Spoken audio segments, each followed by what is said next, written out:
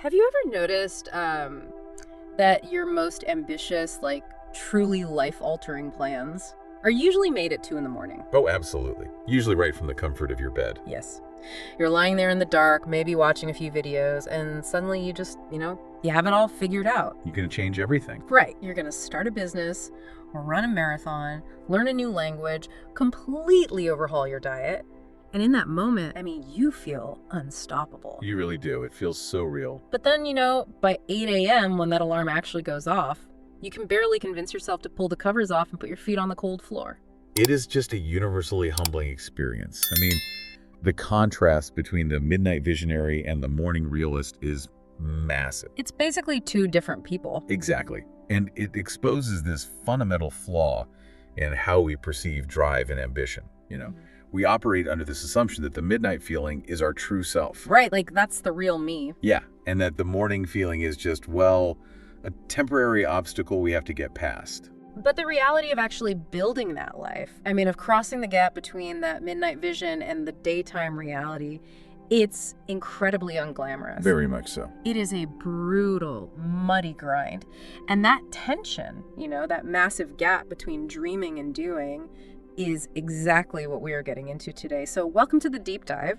Glad to be here. We are speaking directly to you, the learner, because we know exactly why you're here. Whether you're, prepping for a massive project, trying to get yourself unstuck from a long rut, or you're just insanely curious about the actual mechanics of what makes successful people tick, you are looking for maximum insight without all the fluff. You want to know how the engine actually works. Exactly, which perfectly aligns with today's source material. It really does. It is completely devoid of academic fluff.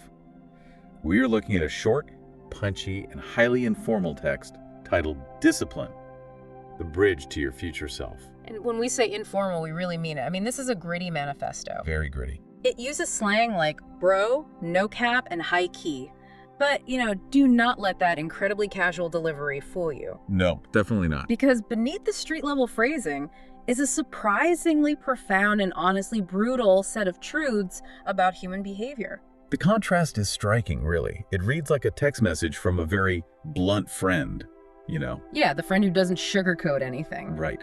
But it carries the weight of a Stoic philosophy. It strips away all those romanticized ideas of success and forces us to look at the unvarnished reality of the daily grind. Okay, let's unpack this. Because our mission for this deep dive is to decode why our grandest ambitions usually fail, and what it actually takes to bridge the gap between where you are standing right now and that ultimate vision of yourself. And to really understand what discipline actually is, we first have to explore what it is not. Right, and there's a very direct shot taken here at a concept our culture just absolutely idolizes, which is motivation. Motivation is essentially treated by the author as a fundamentally unreliable narrator in the story of your life. What's fascinating here is the underlying neurology of that 2 a.m. trap you mentioned earlier. We think of motivation as this pure guiding force, right? But biologically, it is heavily tied to dopamine. Okay, dopamine, so we're talking about reward centers. Well, yes and no. Because dopamine is actually not a reward for doing the work. It is a hormone of anticipation. Wait, really? Just anticipating it? Yes. So when you are lying in bed planning to change your life, your brain is flooded with dopamine just by imagining the success. Wow, so you are getting the chemical reward of having achieved the goal without actually having to burn a single calorie or lift a finger. Precisely. You get the neurochemical payoff completely for free. That makes so much sense. And that is why you feel invincible at 2 a.m. But by 8 a.m., that dopamine spike has completely crashed. Because the fantasy is over. Exactly. Your brain has processed the fantasy, and now it is linked with the metabolic reality of the work. You wake up tired. The phone is right there. Yep. You start scrolling TikTok, and suddenly an hour is just gone. The momentum entirely evaporates. And then you make that fatal, comfortable promise to yourself, right, I'll start tomorrow. The famous last words of productivity. It is exactly like a cheap sugar rush. You eat a massive handful of candy and you get this massive artificial spike of energy while you are just sitting on the couch doing absolutely nothing. Feeling completely wired. Yeah, you feel like you could sprint through a brick wall, but then the second you actually have to face reality, like a cold morning or a single rejection or a genuinely difficult task, that artificial energy just crashes hard. It just drops out from under you. The sugar leaves your system and you are left completely paralyzed, just, waiting for the next hit of motivation.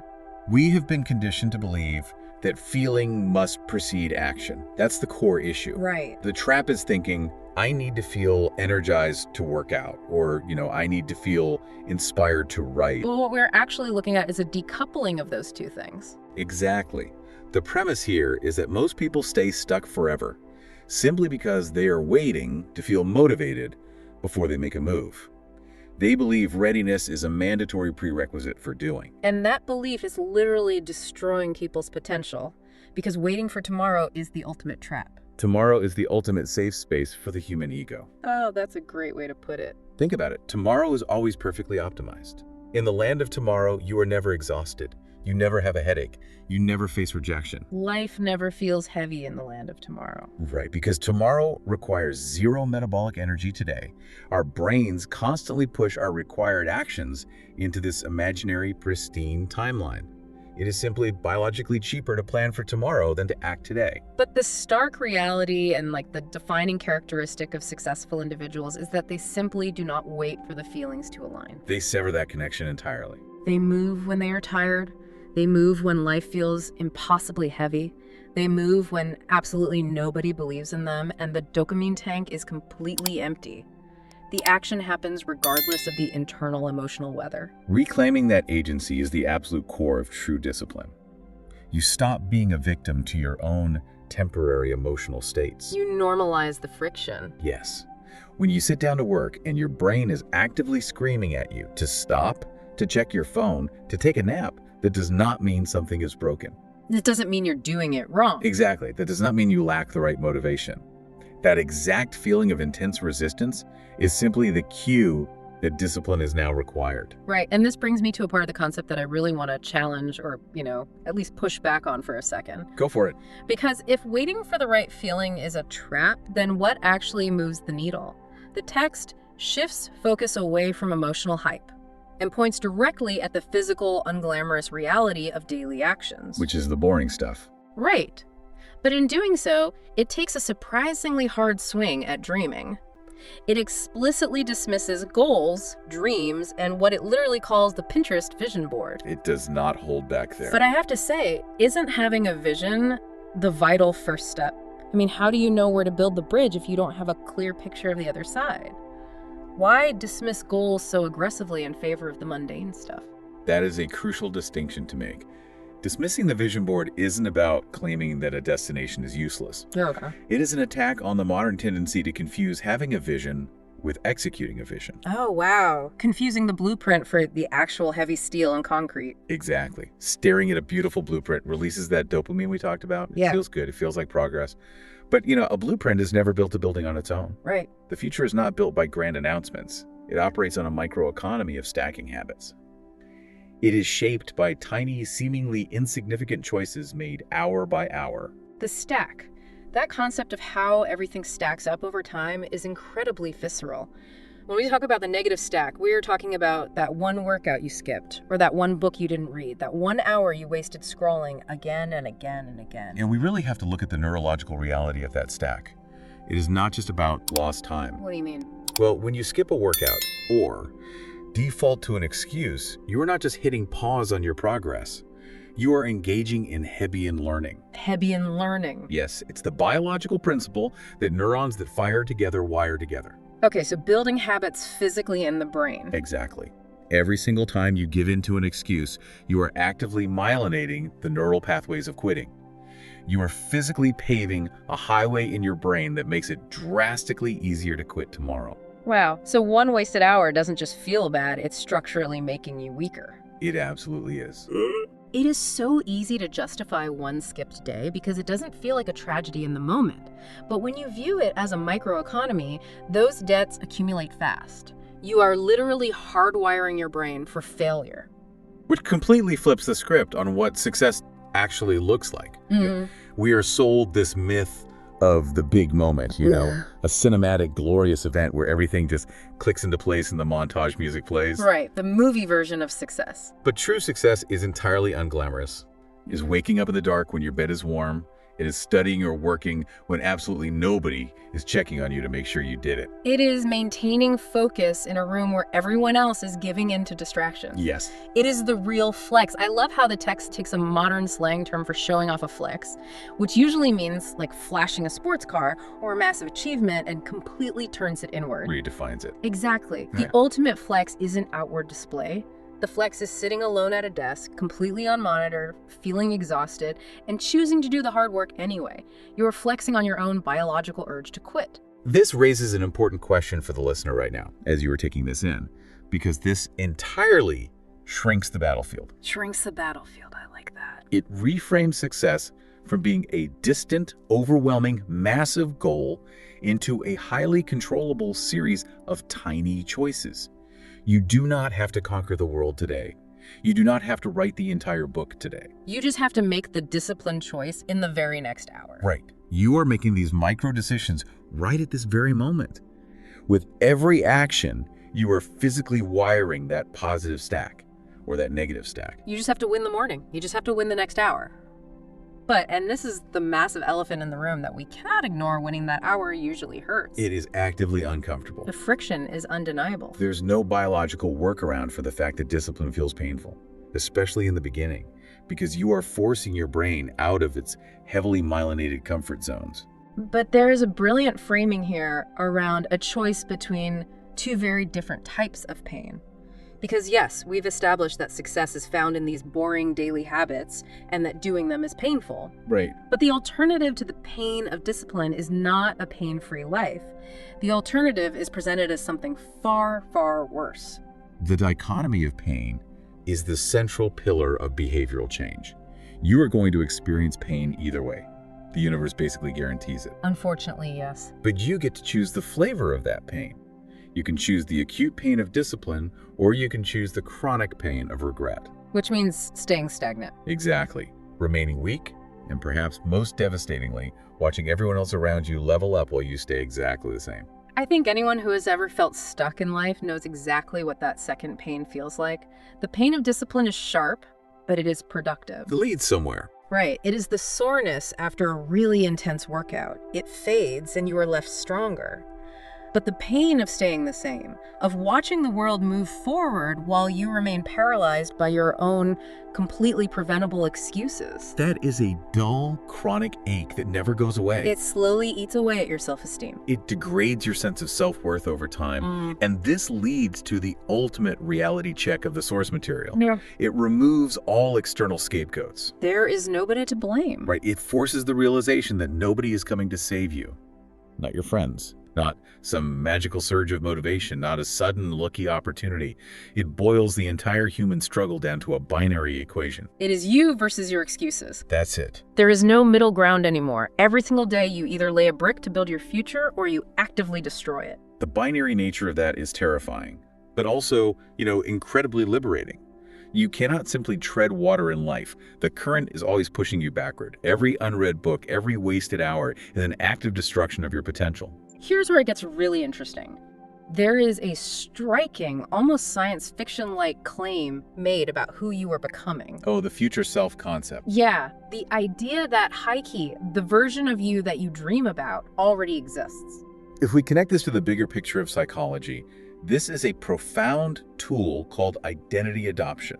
Think of the alter ego effect. Okay, break that down for me. Well, when people try to change, they often feel overwhelmed because they think they have to forge a brand new personality out of thin air. Yeah. That is incredibly difficult. Right, it feels impossible. But it is much easier for the human brain to adopt the behaviors of a character or a version of themselves that already exists in the future. And the anatomy of this future self is so surprisingly simple.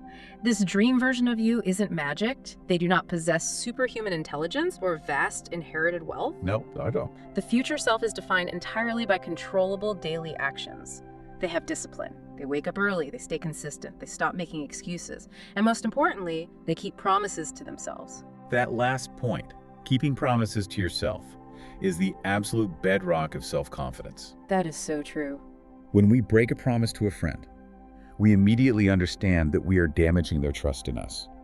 If you had a friend who told you every single day, "I'll help you tomorrow," and every single day they flaked to their own, You would completely stop believing them within a week. You would stop taking their calls. Exactly. But we do this to ourselves constantly. We say, I'll start the diet tomorrow, and then we don't. We completely shatter our own self-trust. You essentially teach your own brain that your words mean nothing. Your brain stops taking your goals seriously. Exactly. So when you finally decide you want to build a bridge to that future self, your brain doesn't believe you have the structural integrity to do it. Because the trust is broken. Yes. Discipline is the process of rebuilding that self-trust, one kept promise at a time. Which brings us to the ultimate ultimatum. A decision is forced upon you, the listener, right here, today. Are you the person who keeps talking about the blueprint? Or are you the person who finally steps into the mud and does the work? Because the clock is ticking, regardless of what you choose. It really is. The human mind struggles with long-term consequences, which is why framing this in a strict one-year timeline is so effective. 1 year from today. Yes, a date on the calendar will arrive. That is guaranteed. The only variable is the emotional state you will be in when you get there. Wow. You will either thank yourself for the incredible grace and discipline you showed, or you will actively hate yourself for wasting another 365 days. So what does this all mean? When we take all the gritty slang, the neuroscience of dopamine, the neurological pathways of habit stacking, and the brutal reality of the two pains, what are we left with? We are left with a very clear picture. A painfully clear, unromantic definition of what it takes to get from point A to point B. Discipline is simply doing what needs to be done when your brain is actively begging you not to do it. It is the literal physical bridge between who you are right now and who you have the potential to become.